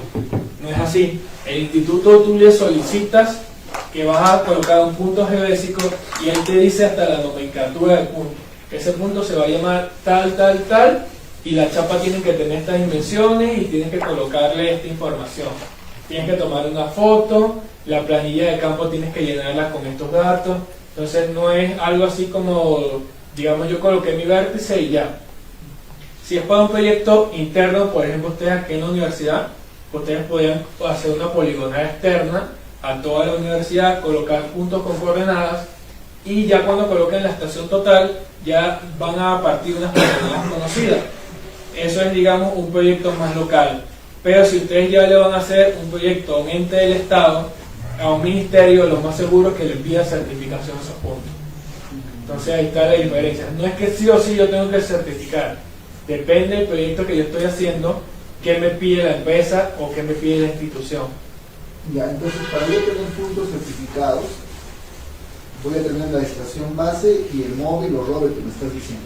Para garantizar que esos puntos o esos puntos del rover son puntos que realmente van a estar garantizados, tienen que trabajar con información que tiene esa base, ¿no es cierto? Exactamente. Ya voy quedando claro. Y ya igual vamos a terminar con esta parte de modo estático. Y la siguiente diapositiva también es lo mismo en modo estático, pero cuando nosotros trabajamos con las estaciones de monitoreo permanente. Las estaciones de monitoreo permanente son unas antenas que tienen un monumento de centración fija, tienen una altura bien conocida y son equipos que están midiendo las 24 horas del día. Entonces, por ejemplo, el instituto nos vende la data desde las 7 de la noche del día de hoy, 20 de julio, hasta las 6:59 de la tarde del día de mañana 21. ¿Por qué es de las 7 de la noche? Porque estas mediciones en los archivos RINEX siempre están con el tiempo medio del mediano del Greenwich. Entonces nosotros tenemos una diferencia con ellos de uso horario de menos 5 horas, ¿cierto? Por eso esa diferencia del instituto te vende de las 7 de la noche hasta el día siguiente a las 6:59. Entonces, si yo medí hoy, el instituto hoy no me va a enviar la data de la estación permanente. Me la va a enviar recién mañana o pasado mañana después que ellos terminen de capturar esa información. y generalmente la envían por correo, si no me equivoco. Entonces vamos a terminar primero con lo que es el modo estático. Una consulta. La Sí. práctica que vamos a hacer el día de mañana, supongo que vamos a poner la base y el rover. ¿Cómo vamos a obtener la información de ese punto, de esa posición? ¿Es algo que tú tienes acceso? No, las estaciones de monitoreo permanente, depende del país, están abiertas, digamos, en tiempo real y en otros países no. En el caso de Perú, nosotros no podemos obtener en NTAPE con internet la posición de las estaciones permanentes porque ellos no tienen liberado ese proceso. En Ecuador sí tienen esa opción, en Colombia también tienen esa opción. Es decir, en Colombia ellos le pagan una suscripción al Instituto Geográfico y en tiempo real la base del instituto, estación permanente, le transmite correcciones a sus equipos. Nosotros aquí en el Perú no tenemos esa opción, sino que el instituto nos vende un archivo de 24 horas. ¿Qué es lo que vamos a hacer mañana? Si ustedes no tienen ningún punto con coordenadas conocidas, en el equipo base se puede colocar a que él obtenga información de manera autónoma. Es decir, él va a captar señal de los satélites, la cantidad de segundos que yo le diga, y él lo va a promediar. Pero en la realidad eso no se debe hacer, porque yo debo partir de un punto con coordenadas conocidas. Claro, porque debe tener algún tipo de error, ¿no es cierto? Claro, exactamente. Cuando yo estoy calculando en modo autónomo, en horizontal yo voy a tener una tolerancia de más o menos 1,5 metros, y en vertical la tolerancia va a ser de más o menos 2 metros. Por eso es que siempre yo debo partir de un punto con coordenadas conocidas. Entonces, el formato de grabación RINEX 3.02 si van a trabajar entre sus equipos. El intervalo de registro que sea el mismo tanto en la base como en el rover, 1 segundo y 1 segundo, o 5 segundos y 5 segundos. El lugar de almacenamiento de la información, la data cruda, tiene que ser en la memoria interna. Hay equipos que te permiten seleccionar si tú lo quieres guardar en la controladora o en la memoria interna. ¿Por qué no es recomendado en la controladora? La controladora generalmente es un control remoto o una tablet que se puede descargar, se puede dañar, se puede formatear, o en campo se reinició, digamos, por X o Y. Entonces, si se reinicia eso, nosotros ya perdimos la medición que estábamos haciendo porque deja de captar esa señal. Es como si nosotros vamos a introducir un salto de ciclo muy grande en esa medición. Entonces, lo más recomendado es que es en el equipo, porque estos equipos tienen una capacidad de almacenamiento bastante grande comparado a lo que pesa un archivo de data cruda. Un archivo de data cruda de un día, de 24 horas, creo que máximo te llega a pesar 25 megabytes. Entonces son bastante livianos. Y la máscara de elevación era lo que yo les comentaba anteriormente. Supongamos que el centro de fase de mi equipo es este. Entonces mi ángulo de 0 grados va a ser este. Él no va a captar satélites por debajo de esto. Es decir, si él recibe una señal por multitrayectoria o multipath que rebotó primero en el edificio y después aquí, él no va a captar esa señal. Pero esta máscara de elevación yo la puedo ir subiendo a 5, a 10 o a 15, que son los recomendados por el instituto. Yo podría subirlo un poco más. ¿Qué recomendamos nosotros? El software de CHC y la mayoría de los software de postproceso tienen la opción que tú, esta máscara de elevación, tú la cambies en el software. Entonces, ¿qué pasa? Los satélites de órbita más bajo, los que están más bajos, son los que me dan mejores correcciones en cuanto a la altura. Entonces, si yo esos satélites no los capto, la precisión en altura a mí me va a disminuir. ¿Qué es lo que nosotros recomendamos hacer? En campo, la máscara de elevación dejarla en 0 grados, que capte por encima del horizonte todas las señales. Y en el software postproceso yo voy jugando. Yo proceso primero a 0 grados. Si veo que no me están dando los datos correctos, lo puedo subir a 5, lo puedo subir a 10, lo puedo subir a 15. ¿Por qué? Porque el software de postproceso me permite hacer este cambio. Pero ¿qué pasa? Si yo en campo coloco la máscara de elevación en 15 grados, ya en el software de campo ustedes no van a poder bajarlo de 15, solamente van a poder subirlo 15, 20, 25. Entonces, nosotros recomendamos que en campo, para las mediciones estáticas, se mida en 0 grados y después en el software postproceso se va jugando un poco con eso. No se molesten mucho en toda la información que está aquí, porque esta diapositiva yo se las voy a enviar, todos las van a tener. Entonces no se tienen que aprender todo lo que dice la diapositiva. Otro factor muy importante es la altura de la antena. ¿Por qué? Porque hay dos formas de medirla. Cuando mi equipo está en un trípode, generalmente la altura que yo mido es una altura inclinada. Desde el vértice que yo tengo con coordenadas conocidas hasta la placa de medición. Esa placa de medición, ahorita la vamos a ver en el equipo, es una placa de metal que él se coloca entre el bastón y el receptor, y esta placa de metal arriba tiene una señalización donde indica a qué altura se debe medir. Entonces yo mido desde aquí hasta aquí con la mayor cantidad de decimales que yo pueda dar. Si yo puedo dar 3 decimales, mejor. Y le coloco en el software de campo, en mi tower, le coloco, por ejemplo, 1.689 altura inclinada. En cambio, cuando mi equipo generalmente, yo lo utilizo como rover, yo lo coloco en un bastón. Y este bastón, cuando yo lo cierro aquí, él me dice cuál es la altura desde la punta del bastón hasta acá. Entonces yo le digo a mi equipo, a mi software, de aquí a aquí me midió 1,65 m, o mejor dicho, el bastón me dice que hasta aquí hay 1,65 m, pero yo le debo decir que la altura es vertical. Porque si en el software de campo yo le digo que la altura inclinada es esta, pero ya la introduzco como vertical, entonces el equipo no me la va a ajustar. Cuando yo le digo que es inclinada, él lo que está haciendo es ajustarlo al centro de fase de la antena.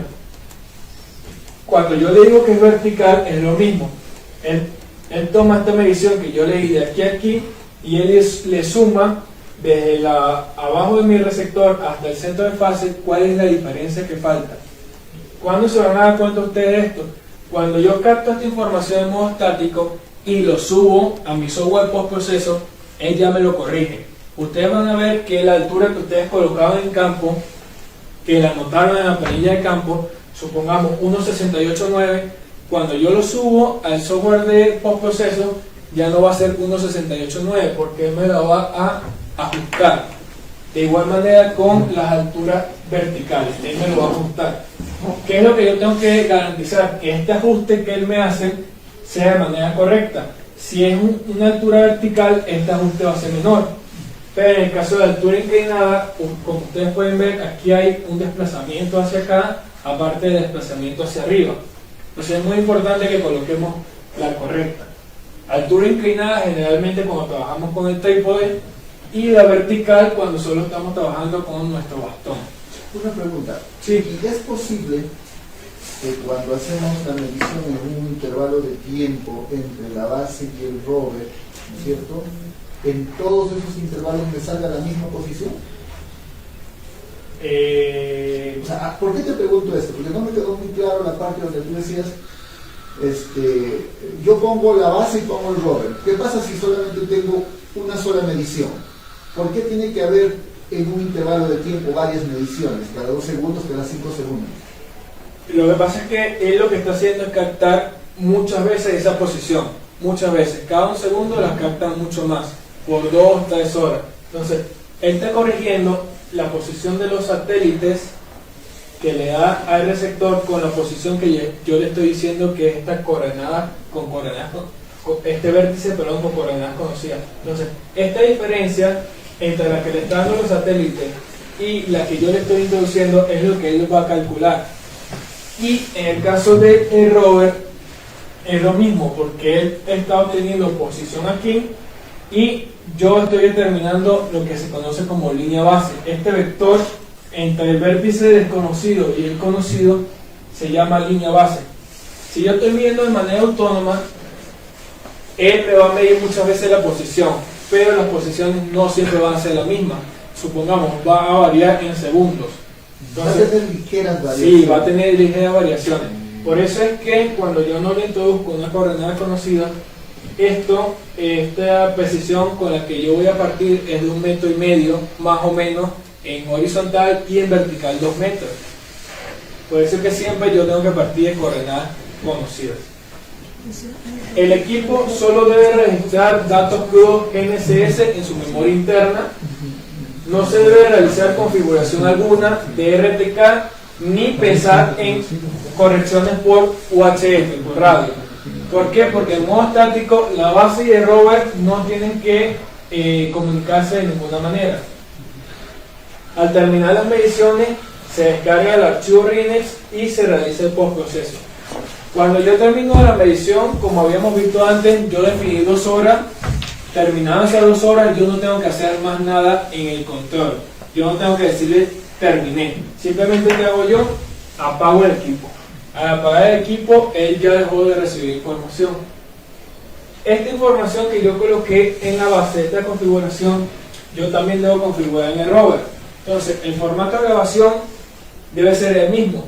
Si yo coloqué allá 2.11, yo aquí voy a colocar 2.11 también. Si mi intervalo de registro allá es de 5 segundos, aquí también debería ser de 5 segundos. La máscara de grabación debería ser la misma y la altura de la antena sí va a variar. ¿Por qué? A pesar de que ambos equipos yo los coloqué con trípode, es muy rara vez que la misma altura de la antena de la base sea la misma del rover. A pesar de que sea el mismo operador, generalmente eso varía en una centésima de decimales.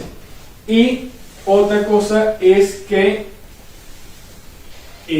cuando yo estoy midiendo entre la base y el rover, entre más larga sea mi línea base, cuando nosotros hablamos de línea base es la distancia recta del vértice de la base al rover.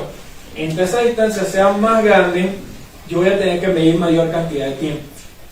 Y entre mayores obstrucciones tenga yo, también yo voy a necesitar medir mayor tiempo. Por ejemplo, si yo estoy en esta parte donde la montaña o el cerro me está quitando parte de los satélites, lo más probable es que yo tenga que realizar mayor cantidad de tiempo observaciones. Si yo tengo más obstrucciones, o si mi línea base es más larga, yo debo medir mayor tiempo para poder obtener la precisión que yo quiero. En el modo estático no debe existir conexión entre base y rover, no se debe buscar configurar radio, frecuencia, protocolo, todo eso se hace simplemente en el RTK. Y en las mediciones estáticas no existen restricciones de longitud de línea base. A medida que se incrementa la distancia, los tiempos de la sesión de grabación deben ser mayores. ¿Qué pasa? Tampoco hay una fórmula mágica que yo diga, bueno, si mi distancia es 20 kilómetros, yo tengo que medir tanto tiempo. Si mi distancia es 40 kilómetros, yo voy a medir tanto tiempo. Eso poco a poco usted se lo va dando la experiencia. Y depende de la zona donde ustedes estén trabajando también. Esta misma medición en modo estático, cuando nosotros trabajamos con las coordenadas del Instituto Geográfico, cambian un poco. ¿Por qué cambian un poco? Porque mi equipo base y mi equipo rover, todos van a funcionar como rover. Aquí mi base va a ser la del Instituto Geográfico. ¿Por qué? Va a ser el punto con coordenadas conocidas.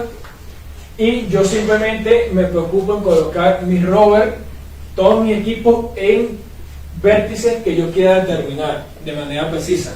Entonces, cuando ustedes trabajan con las estaciones de monitoreo permanente, ustedes pueden utilizar su base también como un rover y así pueden obtener mayor cantidad de información en menos tiempo.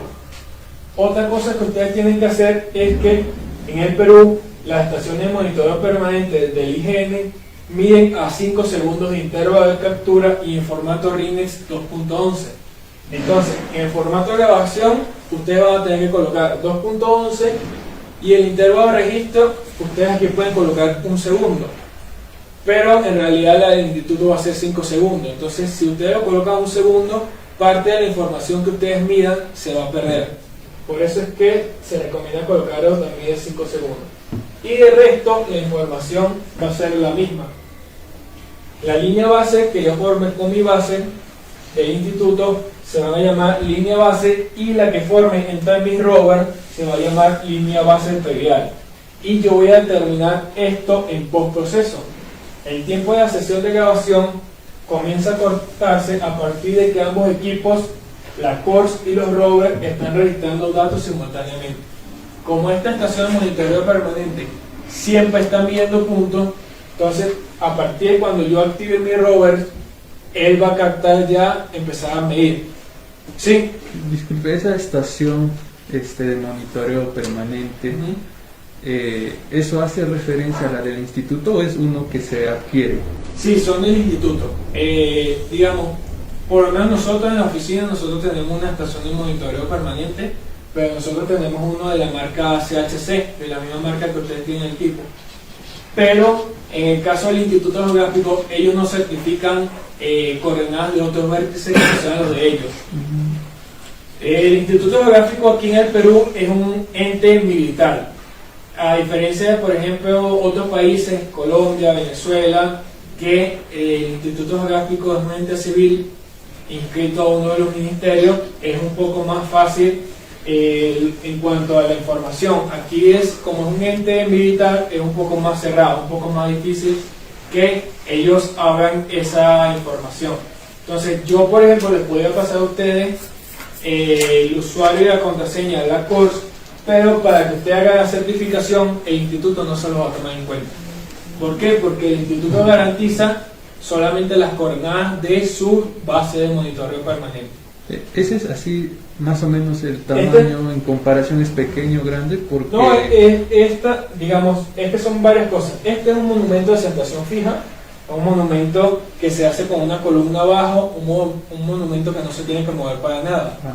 Después él tiene como una viga aquí pequeña en donde va a ir colocado el equipo. Aquí en realidad es un receptor GNSS un poco más grande que el que ustedes tienen, pero este es una antena que se conoce como choque-ring. Esta antena es un poco para que él capte la señal de los satélites de mejor manera. No es que este sea el receptor, sino es una antena que se le coloca arriba. Y estos equipos ellos no los pueden sacar y colocar en otro lado. Son equipos que ahí se dejan fijos. El Instituto Geográfico no solo tiene su sede. Nosotros hemos visto, por ejemplo, en municipalidades, en ministerios, en otras provincias, incluso en entes privados, que ellos colocan sus bases y te dan a ti como una custodia. Pero los que son realmente responsables de esas coordenadas son ellos, el Instituto Geográfico. Lo que hace el ente donde está la antena y el monumento es solamente cuidar su integridad, de que no la dañen, no la golpeen, no sea obstruida. Porque estos monumentos generalmente se tienen que colocar en un punto en donde no tengan obstrucciones. Por ejemplo, en la sede principal del instituto está en la avenida Aramburu y el edificio más grande es el del Instituto Geográfico. No tiene edificio alrededor más alto que puedan disminuir la cantidad de señales satélites que ellos toman. Igual, cuando se va a colocar en un nuevo punto, se trata de colocar en un punto que esté alto y que no tenga obstrucciones para que pueda captar la mayor cantidad de satélites posible. Tanto cuando nosotros vamos a medir con una CORS como cuando nosotros vamos a medir sin CORS, el proceso para el modo estático es exactamente el mismo. Los equipos no en ningún momento se conectan entre ellos, están recibiendo información de los satélites y luego en postproceso es que yo estas coordenadas las voy a digitar, le voy a corregir la coordenada, le voy a decir tu coordenada X, Y, Z mayúscula, geocéntricas cartesianas son estas, haz el procesamiento y le doy los parámetros. Pero sí es importante que información como el intervalo de registro, la marca de elevación, la altura de la antena, nosotros la anotemos en una planilla de campo. Ahora vamos a hablar del segundo método más utilizado en GNSS y es sí. Me imagino que tu empresa también hace el servicio de medición de puntos. Certificación. No estamos dando certificación, porque eso es un trabajo en sí como tal. Hay que hacer una planificación, hay que hacer un levantamiento, hay que hacer el postprocesamiento y hay que enviarle al instituto un informe. Entonces todo eso es, digamos, la empresa tendría que crear un área de servicio para eso. Y dime, ¿en promedio cuánto cuesta esa certificación de puntos? Hasta donde yo tengo entendido, alrededor de 600 soles, comprando la data, comprando la planilla y pagando la certificación es alrededor de 600. Ahora, yo no sé Sí, cuando es un ente público, si es una universidad o si es alguien que tenga, digamos, referido al gobierno, si esa cantidad baja un poco o disminuye. Ahí sí lo desconozco. Yo te estoy hablando de 600 soles por punto en cuanto al área civil, digamos. A una persona natural que va a hacer esos puntos en el instituto. Entonces, en realidad realizar una medición exacta no es simplemente colocar y tal y obtener, sino es un intervalo de tiempo para obtener un funcionamiento exacto. Ahora, dime, nosotros cuando queremos obtener un área, por ejemplo, recurrimos al Google Earth y tiene información y podemos calcular un área. ¿Está determinado cuánto es el error de ese cálculo en el Google Earth? Eso también es una tolerancia, pero el Google Earth actualmente se habla que tiene la misma precisión que un navegador. Es decir, un navegador Garmin tiene de 5 a 7 metros. Hay áreas en donde usted va a obtener una precisión de 1 metro, pero hay otras donde va a obtener 6. Eso depende mucho de la zona que se esté haciendo. 6 metros. Sí, 6 metros cuadrados. Ah, no, pero la posición, ¿no? En la posición. Claro. Cuando es muy útil, por ejemplo, sacar un área, como tú me estás diciendo. Yo, por ejemplo, voy a hacer un levantamiento con el drone y me lo voy a llevar a una zona que yo desconozco. Desconozco visualmente cómo es, pero sé las coordenadas. Entonces, ¿qué hago yo? Yo hago mi polígono, ya sea de 4 lados y los lados que sea. Yo eso lo exporto y lo coloco en mi control remoto. En el control remoto del drone. ¿Para qué? Para que esa área que él va a levantar, a partir de ahí yo haga mi plan de vuelo. Yo defino mi plan de vuelo a partir de esa área de interés. Entonces yo ya no necesito ir a campo y observar cuál es el área que voy a levantar. Simplemente yo defino el plan de vuelo y puede ir un operador a aplicarlo. O si hay mucha diferencia entre el área que determiné con la realidad, yo lo que puedo es editar el plan de vuelo. Lo edito, el solape, edito la orientación de la línea de vuelo. Es lo que yo... Si usted quiere obtener un área con bastante precisión, utilizamos la estación total. Nosotros vamos a ver en la estación total, nosotros podemos calcular área, podemos calcular volúmenes también. Sería lo más preciso para hacerlo, o con el drone también se puede hacer.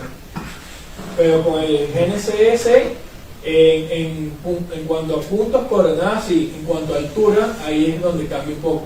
Por ejemplo, si quiere determinar el volumen, no va a ser tan preciso. Si simplemente es el área en metros cuadrados, sí, usted define los vértices, puede ser hasta el modo RTK, y con eso simplemente se lleva a cualquier software y se calcula esa área. Se unen los vértices y calculas.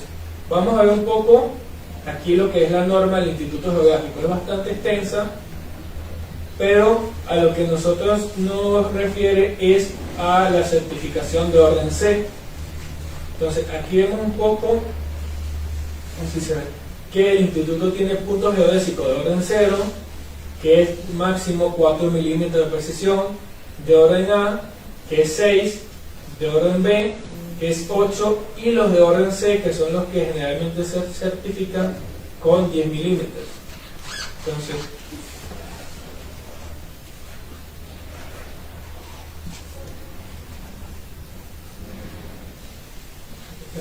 puntos geodésicos de orden C. Para la toma de datos de todos los puntos geodésicos de orden C, se utilizará el método relativo estático. Es decir, tenemos que hacerlo como en el modo que estamos viendo, estático. En RTK, el instituto no te va a certificar puntos. Estos se obtienen o se obtendrán con apoyo de por lo menos un punto geodésico, ya sea de orden 0, A o B a nivel nacional. Por eso que generalmente nosotros nos apoyamos con las estaciones de monitoreo permanente, que es un punto con orden B, con orden A o con orden 0. Y el instituto nos dice que estos puntos están distribuidos en todo el país a una distancia máxima de 100 kilómetros, para que en todo el país se puedan hacer su levantamiento. Que estén separados equidistantemente a una distancia no mayor de 100 kilómetros al punto geodésico que se quiere establecer, considerando el tiempo continuo de observación no menor a 900 registros o épocas. Cuando ellos nos dicen no menor a 900 registros, nosotros tenemos que tomar en cuenta que la data que el instituto nos envía es de 5 segundos. Entonces nosotros no podemos dividir los 900 entre 60 y ya nos va a dar esa, digamos, determinación. Con 5 segundos nos da la cantidad mínima que nosotros podemos levantar para certificar el punto, que es de 1 hora y 15 minutos. Eso es lo mismo que el instituto le va a aceptar a cualquier persona o a cualquier ente para certificar un punto, 1 hora y 15 minutos. Y nos dice, a no menor de 1 segundo ni mayor de 5 segundos de sincronización con la base. Es decir, te está diciendo entre 1 o 5. Puede ser cada 2, puede ser cada 3, puede ser cada 4. Pero ya vimos que si utilizamos cada 2, 3 o 4, se pierde mucha información. Cada 5 segundos es igual que la estación que ellos tienen, y cada 1 segundo voy a obtener mucha información. Hay información que yo voy a perder, pero toda la que yo levante con el rover me va a servir. Y me dice, con una elevación de máscara no mayor a 15 grados, de 15 hacia abajo, la máscara de observación sobre el horizonte, y con el rastreo permanente no menor de 4 satélites. Entonces, todos esos son limitantes que el instituto te está diciendo para certificarte puntos. Tienes que apoyarte con un punto del instituto que ellos definieron como orden 0, A o B. Estos puntos no pueden estar separados a más de 100 kilómetros al punto que tú quieres certificar. El intervalo de captura tiene que estar entre 1 y 5 segundos.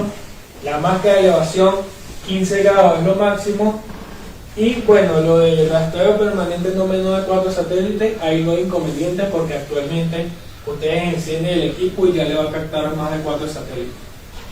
Entonces, ya una vez terminado con el modo estático, vamos a ver el otro tipo de posicionamiento en tiempo real, RTK. Este es el modo de procesamiento más utilizado porque aquí obtenemos mayor cantidad de producción, levantamos mayor cantidad de puntos o detalles. Cuando yo estoy midiendo en modo RTK, yo debo recibir señal de los satélites y la base debe estar transmitiendo correcciones al rover. Yo defino una tolerancia al posicionamiento del rover. Si él no está recibiendo señales de los satélites ni de la base, él va a estar en modo autónomo. Si está recibiendo señales de los satélites, pero no de la base, o de la base, pero no de los satélites, él va a estar en modo flotante. Para que se cumpla la tolerancia que yo le indiqué, él debe estar en modo fijo, que también en nuestro controlador va a decir fix. Entonces, ¿qué pasa? Mi rover siempre, para yo tomar el punto, ¿por qué? Porque aquí yo tengo mi bastón y yo simplemente en el controlador le doy medir y él ya me toma en tiempo real este punto. Y yo puedo ver las coordenadas de este punto. Pero para que sea con precisión, mi rover tiene que estar recibiendo señal de los satélites y recibiendo señal de la base. Por eso es que superficies como edificio, vegetación o incluso terreno, llámese montaña, cerro, X, influye mucho en este tipo de medición RTK. Pero vamos a ver cómo es la configuración primero de los parámetros. Lo primero que nosotros hacemos es configurar la base antes que el rover. ¿Por qué? Porque así yo garantizo que cuando la base está configurada, ella va a empezar a emitir correcciones. Si yo configuro primero el rover, yo voy a esperar que la base también esté configurada para recién ella envíe correcciones acá. Entonces generalmente nosotros configuramos primero la base. En la base, ¿qué le vamos a decir? Que se conecte al controlador o a la tablet en el modo base. ¿Cómo se hace esa conexión? Lo más fácil, lo más sencillo es que se conecten mediante Bluetooth. ¿Qué hacemos nosotros? Le decimos conectar el modelo del equipo, la marca fabricante y el número de serie. Cuando yo introduzco esos datos, yo le doy conectar y él automáticamente ya está conectado con la base. A partir de ahí yo voy a empezar a configurar el modo de medición. Entonces, ¿qué voy a configurar yo? El dispositivo mediante el cual se va a transmitir las correcciones. Los más utilizados son radio interna, radio externa y NTAPE. NTAPE es en internet, pero generalmente esto más lo hacen las empresas o las mineras que tienen sus propias estaciones de monitoreo permanente.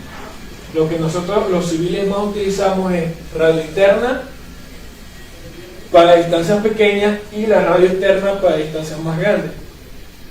Cuando nosotros hablamos de radio externa es entre 5 y 7 kilómetros como máximo en una línea base óptima, es decir, que no tengamos muchas obstrucciones. Si mi línea base es de 5 kilómetros, pero yo tengo obstrucciones como edificios o vegetación, ese rango va a disminuir. ¿Para qué? Para que la base pueda transmitir correcciones al rover.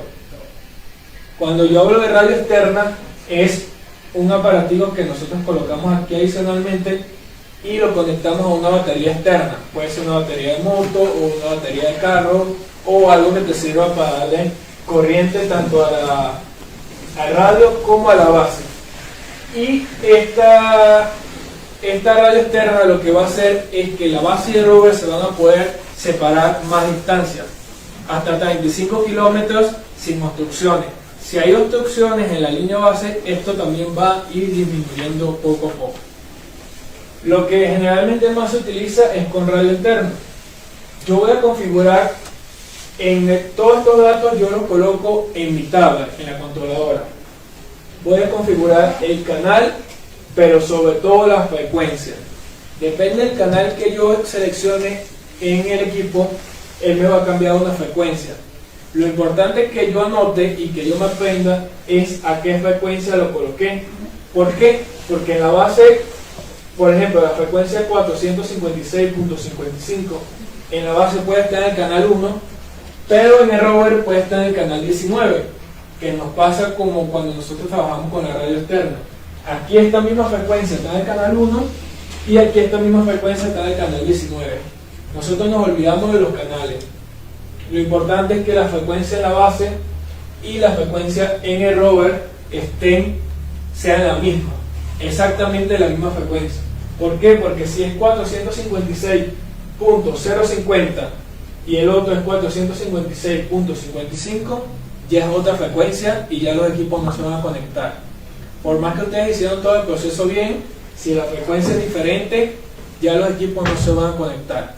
Incluso ustedes pueden conectar bases y rover de otras marcas fabricantes. Es decir, ustedes tienen, supongamos, de CHC, pero también quieren conectarlo con un Leica o con un Topcon, ustedes lo pueden hacer. Hay unos parámetros que hay que configurar y entre ellos es la frecuencia. Entonces, lo importante es que el valor de frecuencia sea el mismo en la base y en el rover. Otras dos cosas que yo tengo que configurar es el protocolo de comunicación y el formato de corrección. El protocolo de comunicación, generalmente si trabajamos con los mismos equipos, se recomienda que sea el mismo protocolo de la marca fabricante, en este caso CHC. Y el formato de correcciones, igual que en el RINIX, hay un formato de intercambio global que utilizan todas las marcas fabricantes, que es el RTCM 3.2.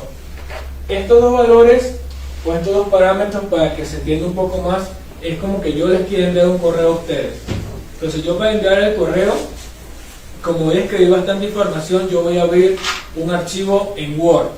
En este archivo en Word yo les voy a colocar toda la información como mi mensaje de navegación hacia ustedes. Yo les voy a decir: chicos, el día de mañana a las 9 vamos a utilizar tal equipo y tal equipo, nos vamos a posicionar en tal sitio, hay que cargar las baterías, hay que hacer esto y esto.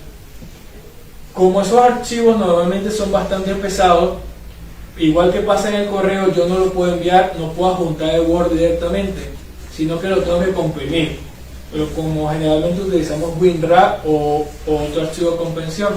Entonces, cuando yo comprimo eso y se lo envío a ustedes, ustedes necesitan saber en qué formato está el texto. En este caso Word está en DOC, en DOC o en DOCX, y qué archivo utilicé yo para comprimir, si utilicé WinRAR o cuál utilicé. Entonces esto un poco es eso, el mensaje que le están transmitiendo la base de rover es como que él lo comprime y lo va a enviar bajo ese protocolo. Entonces el mismo que yo coloque en la base lo debo colocar en el rover. eso no es difícil hacerlo en el equipo. En el equipo, por ejemplo, para el protocolo de comunicación tienes dos opciones nada más. Para el formato de corrección RTK hay como 5 opciones.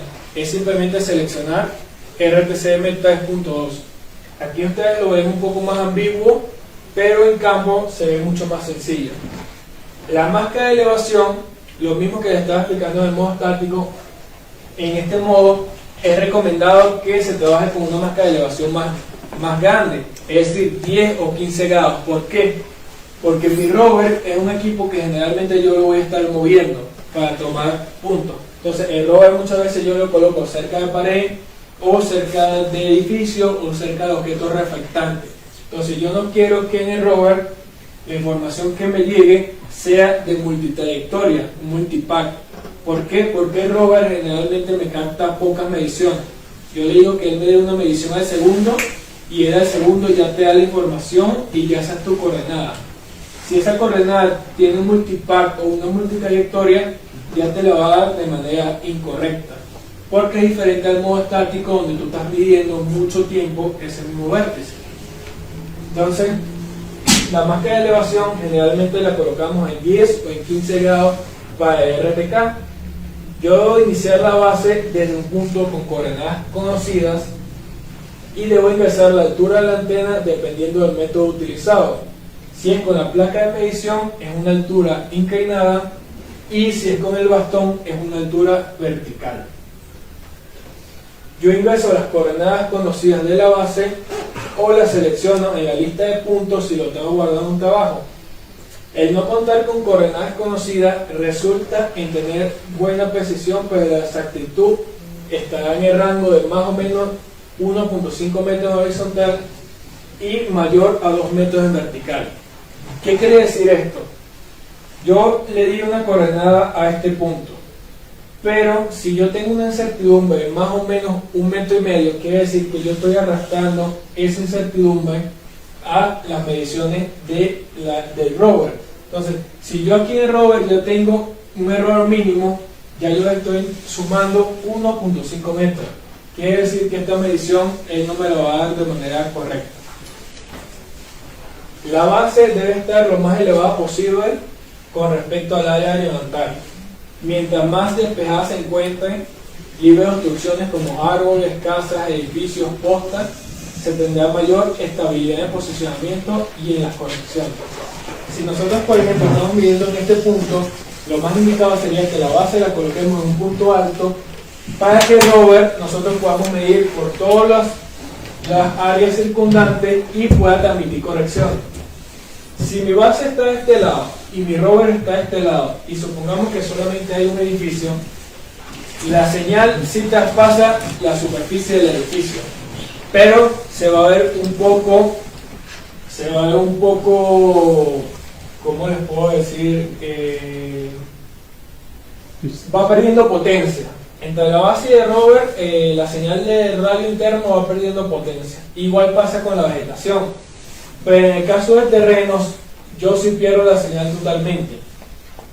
Cuando ustedes van en un túnel y están escuchando la radio, generalmente cuando entramos ya al túnel se pierde la señal de radio. Es lo mismo que pasa aquí, porque nosotros trabajamos con transmisión de radio UHF. Entonces, si mi base está de este lado y mi rover está del otro lado de la montaña, no va a haber manera. Mi equipo no va a poder recibir las correcciones de la base, porque esta señal no atraviesa terreno. Si atraviesa edificaciones, si atraviesa vegetación, aunque se ve disminuida la potencia. Pero en el caso del terreno no lo va a atravesar. Entonces eso también para tenerlo en cuenta. En el caso del rover yo voy a configurar los mismos parámetros que configuré allá. ¿Qué hago? Yo ya configuré la base y en mi controladora yo le voy a definir los parámetros al rover. Le voy a decir que se conecte por Bluetooth con el número de serie del rover.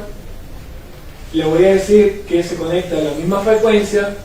Le voy a decir que se conecte con el mismo protocolo de comunicación, con el mismo formato de correcciones, la máscara de elevación, y aquí en la configuración de tolerancia a utilizar es donde yo le voy a definir para que él me dé un RTK fix o fijo, que es cuando yo tengo mejor posición. Entonces, este valor se lo voy a definir yo. Yo le voy a decir que sea, no sé, 10 milímetros o 4 centímetros o 8 centímetros, dependiendo de lo que yo quiera obtener. Si él no llega a la precisión esperada, él me va a decir que está en flotante. Y yo voy a tener que ver o cambio la tolerancia o simplemente este punto no lo tomo, sino que tomo un punto más adelante. Y ingresar la altura de la antena, generalmente en RTK, como nosotros vamos a adelantar muchos puntos, el rover no se coloca en un trípode, sino que se coloca en un bastón.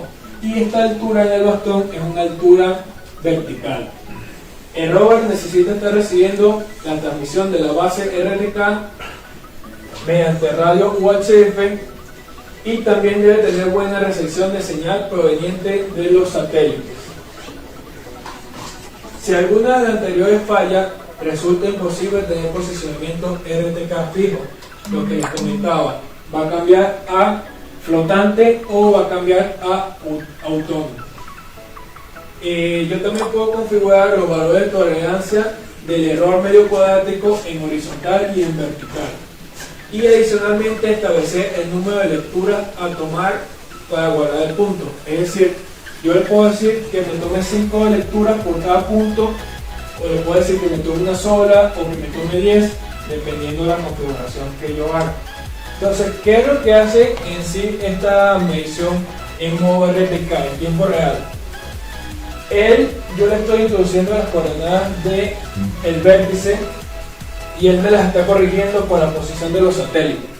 Esta diferencia, el delta X, delta Y y delta Z, es lo que él me envía a el rover para que él lo sume o lo reste con la posición de los satélites y él me calcula la nueva posición.